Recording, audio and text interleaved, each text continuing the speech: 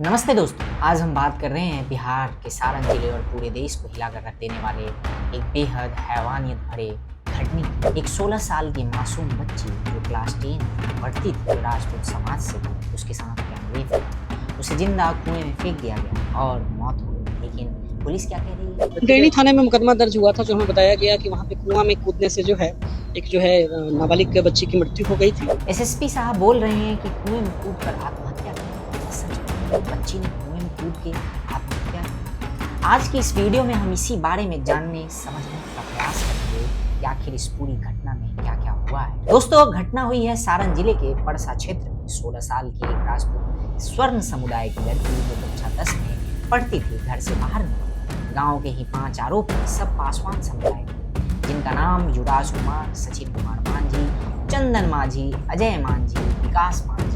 इन लोगों ने लड़की के साथ दुष्कर्म किया और फिर कुएं में फेंक दिया, ऐसा बच्ची की माता की और छोटी बहन का कहना है। लड़की की मौत हो गई। एक आरोपी गिरफ्तार हुआ है, बाकी 4 आरोपी फरार हैं। ये है हकीकत। राजपूत समाज की लड़की पीड़ित है और पासवान यानी SC/ST समुदाय के जाति से आने वाले आरोपी हैं। ये कोई अचानक घटना नहीं थी। परिवार के मुताबिक ये 5 आरोपी पहले भी इस बच्ची को परेशान करते थे। आरोपी ने पहले भी उस पर हाथ उठाने की कोशिश की। गांव में जाके तनाव हुआ था, लेकिन पुलिस ने कार्रवाई नहीं की थी। लड़की के परिवार ने पहले भी पुलिस के पास इस बात की शिकायत की थी, लेकिन जैसा कि होता है, पुलिस ने बात को आया राम गया राम और कोई सुनवाई नहीं हुई। ये लोग उसे दुल्हन बनाने की बात तक कर रहे हैं। व्हाट्सएप पे स्टेटस लगाते थे। उन्होंने इस घटना को अंजाम देने के बाद भी व्हाट्सएप पे इसी तरीके का स्टेटस लगाया। दोस्तों, इससे सीधे सीधे ये पता चलता है कि ये एक तरीके से सिस्टमैटिक हैरेसमेंट था, जो अंततः रेप और मर्डर तक पहुंच गया। और इसमें कहीं ना कहीं ये सब कुछ पुलिस की नाकामियों का परिणाम है। पुलिस को पहले से ही जब पता था तो फिर कुछ किया क्यों? ये सवाल तो बनता है और पुलिस से ये पूछा जाना चाहिए। और सिर्फ यही नहीं, बल्कि और भी कई सवाल पुलिस के ऊपर उठते हैं जो पुलिस से पूछे जाने चाहिए। दोस्तों, सारण के जो SSP हैं विनीत कुमार, उन्होंने आधिकारिक बयान दे दिया। ये कह दिया कि लड़की ने कुएं में कूदकर आत्महत्या की। सोचिए कि ये कितना गैर जिम्मेदाराना बयान है। जब इस तरीके की घटनाएं हैं, लड़की की जो माँ है, उसकी जो छोटी बहन है, वो सीधे सीधे तौर पे कह रही है कि लड़की के साथ गलत काम हुआ है, दुष्कर्म हुआ है और उसके बाद लड़की को कुएं में फेंक दिया गया। इन सब के बावजूद भी आखिर कोई कैसे उस जिले का SSP मीडिया में आके इस तरीके की बाइट दे सकता है? लेकिन खैर, पुलिस की आदत से हम सभी वाकिफ हैं और हम जानते हैं कि किस तरीके से पुलिस सिस्टम में बैठकर नेताओं के इशारे पे इस तरीके के घटनाओं की लीपापोती करती रही है। दोस्तों, परिवार ने सीधे सीधे तौर पे रेप का इल्जाम लगाया है। पुलिस ने पहले सिर्फ इस बिना पे केस लिखी कि संदिग्ध मौत हुआ है और केस भी इसी शर्त पे दर्ज। एक महिला को शायद हिरासत में भी लिया गया है, लेकिन रेप की बात का जिक्र नहीं किया। और जैसा कि आपने SSP साहब के बयान से देखा भी, उससे आपको सीधे सीधे तौर पे ये पता चल गया होगा कि पुलिस की मंशा इस केस को लेकर क्या है। ऐसा प्रतीत हो रहा है कि पुलिस ने पहले सब कुछ डिसाइड कर लिया है कि उन्हें किस तरीके से इस केस को प्रेजेंट करना है और क्या एंगल देना है। जांच कहां जा रही है, क्या इस पे सवाल नहीं उठेगा? आरोपी फरार हैं, सबूत नष्ट हो रहे हैं।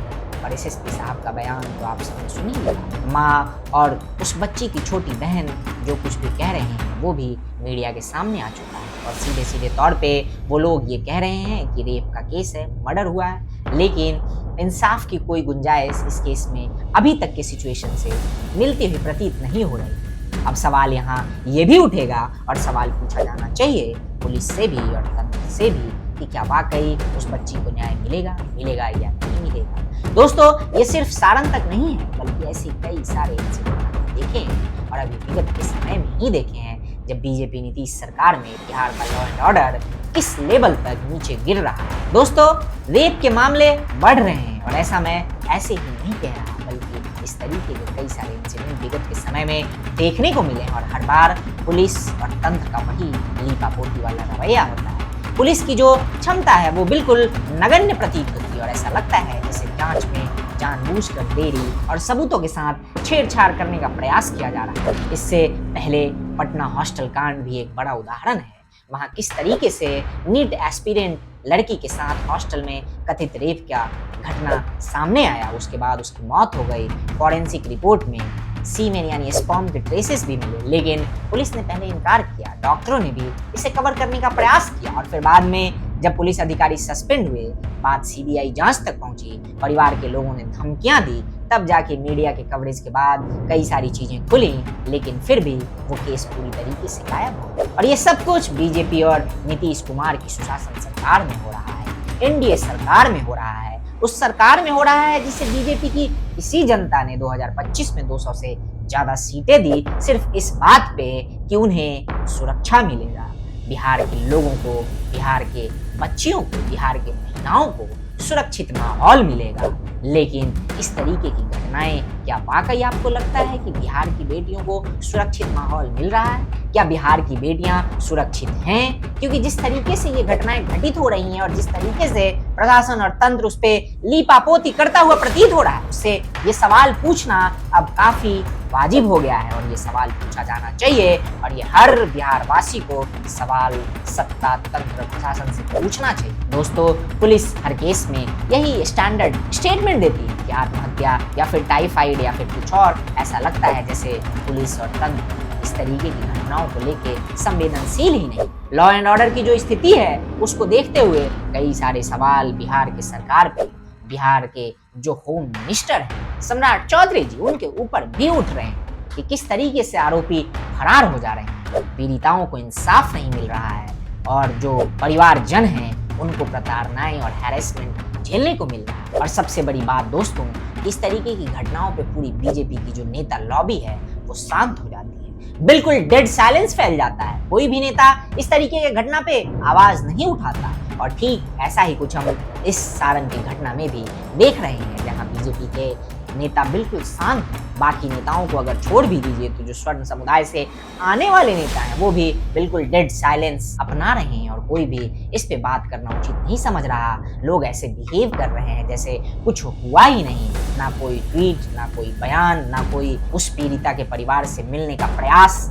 आखिर ये सब कुछ क्या चल रहा है? क्या इसलिए क्योंकि पीड़िता राजपूत समाज से है, स्वर्ण समुदाय से है? क्या इस कारण हो रहा है? क्या इसलिए कि आरोपी दलित समाज से है? क्या इसलिए हो रहा है कि कहीं वोट बैंक ना खराब हो जाए, कहीं वो 90% वाला जो वोट बैंक है कहीं वो नाराज ना हो जाए? क्या इसलिए ये सब कुछ किया जा रहा है? क्योंकि ऐसा बताया जाता है कि स्वर्ण समुदाय का वोट बैंक 10 से 15% है, तो आखिर 15% वालों के साथ अगर कुछ होता भी है तो फिर कौन ही पॉलिटिकल पार्टी इस बात की सुन लेगी?